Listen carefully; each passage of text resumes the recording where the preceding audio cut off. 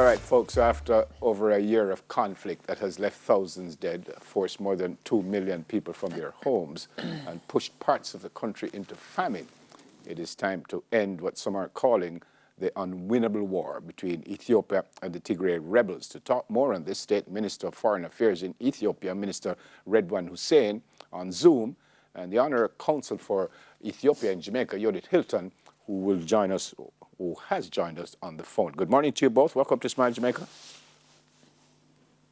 Good morning, how are you? Minister, I will start with you, sir. In a nutshell, can you tell me what's happening in Ethiopia?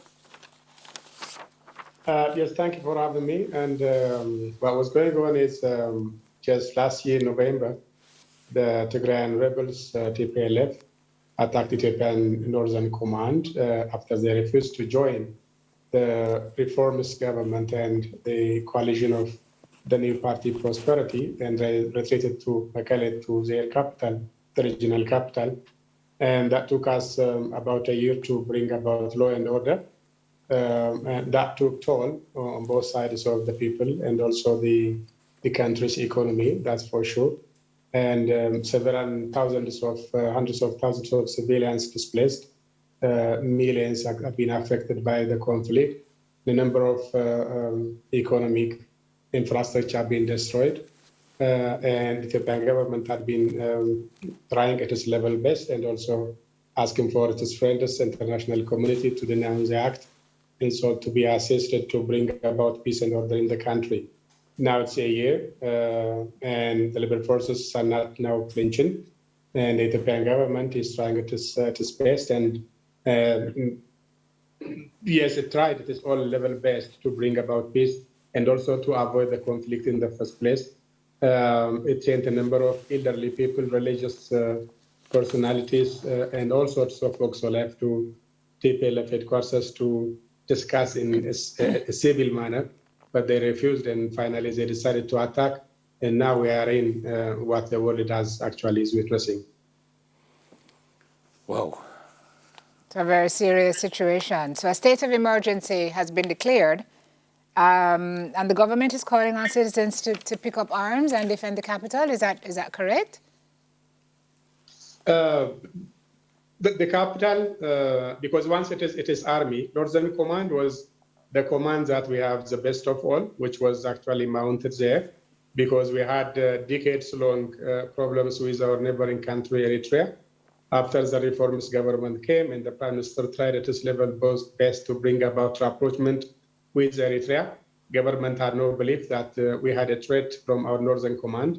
Rather, we had a threat in the western part, so government decided to relocate its army to the western part of Ethiopia, but the TPLF convinced the elderly people and the children not to allow the command to be relocated because they said they still have been there for decades long, and then they wanted to stay there. So government actually heeded the appeal of the people, then stayed. Finally, TPLF was preparing itself to launch attack on Northern Command because it refused to relinquish its power, hold on power. It refused to become one among the other. Then it wanted to continue the dominance, and that's how it attacked the Northern Command. So the very existence of the country was under threat, and the federal government then had to pick up arms so that to ensure law and order and also prevail the constitution. Wow. Madame Judith, you are here in Jamaica. You're serving as the Honorary Consul for Ethiopia and Jamaica. Tell me what this looks like to you at this time. I mean, and how does the diaspora, how does Jamaica help in a situation like this? Can we at all? Yes, good morning first for all. Yes, in Jamaica, we are proactive. We have a few number of Ethiopians in Jamaica participating in this effort, as well as the Rastafarian community, who has been the backbone and a true friends and family with Ethiopia. We have done several initiatives in terms of supporting the solidarity with Ethiopia government and Ethiopian people. Recently, just past Friday, the Rastafarian community, along with Ethiopian community, have participated and organize a demonstration, a peaceful demonstration in front of the U.S. Embassy. It was very successful, in my opinion, highly participated by the Pan-Africans, Ethiopians, and the Rastafarian community.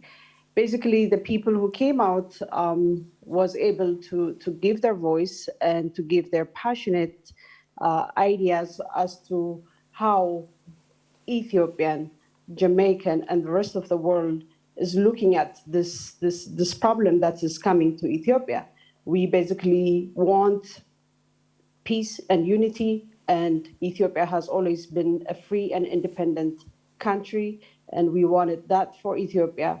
So we basically ask for the U.S. government and the allies to push the peace instead of, getting the government of the Western to participate or to get involved or even to support the TPLF, because we want Ethiopia to handle its own matter. Ethiopia has a democratically elected government. Ethiopia is very capable in terms of getting our own problems solved. So that was basically the call, and the Rastafarian and the Pan-Africanist who is here in Jamaica stand with the united voice and ask for these permanent, questions and demand for the peaceful Ethiopian intervention to be done by Ethiopia, not by the U.S. or the rest of the Western allies. Yeah, Mrs. Hilton, why did you say the protest was successful? Because, first of all, the attendance was a large number, given the pandemic and what's going on here in Jamaica with COVID. We have seen a large number of people, and also the spirit, most of all, was very festive and very positive. We had the Nyabingi drummer. We have a lot of people coming out with the Ethiopian flag and Ethiopian clothes, wearing Ethiopian clothes to support, this event, and it was well attended. Okay. Minister, what happens from here? And is it a fair characterization to say that external forces are at play here in trying to, kind of push their own agenda to the obvious disadvantage of the folks of Ethiopia? Yeah, we've been saying this time and again, both in practice and on intention. We have evidences to say so. One of the things is whenever the Ethiopian government tries to exert at its level best, and some entities would downplay that, and also they orchestrate in a number of fora, both in Geneva and Brussels and also in New York, to bring about Ethiopia, to make Ethiopia a subject of discussion. But again, based on twisted and very much skewed facts. And that's one aspect. The other aspect is the Western media, particularly most of the Western media. They concoct stories. They downplay the efforts of the government. And also they somehow try also to fabricate their own facts and make a story. Like the CNN trying to portray genocide in Tigray. Well, it has no interest to cover things that are happening in Afar and Amhara regions.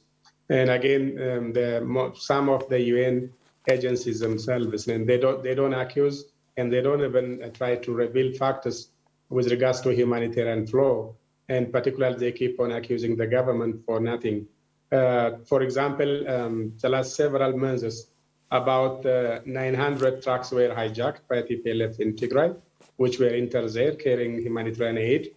And then both OCHA and others were just simply accusing the government of blocking the humanitarian aid while they kept silent on the blockage of the trucks.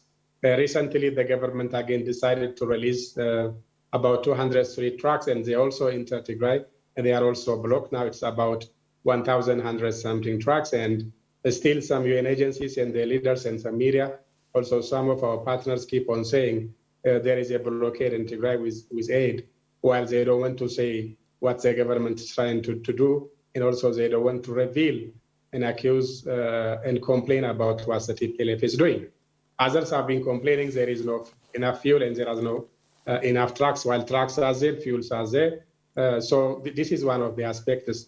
The other aspect is a number of resolutions, a number of sanctions proposed by some entities. Even though we have friends in the West, some countries, even though we have also friends in the UN systems, but there are some entities who are pushing their way, one to coerce and also to convince and lobby to corner and beleaguer Ethiopia in this conflict. So that in effect skews the balance. So it's as if they put their thumbs on the TPLF side of the scale and also cornering the government.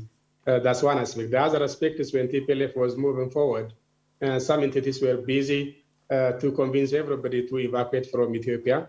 And now even as we speak today, some entities are forcing international organizations which were planning to have international conferences in Ethiopia to relocate elsewhere. And also some were convincing international agencies to relocate their offices from Ethiopia to elsewhere. And some even non-African countries, non-African entities, they are trying to approach and lobby African member states not to hold African Union at its meeting in Addis Ababa. So if you add up all these pressures, so it is a pressure against the government.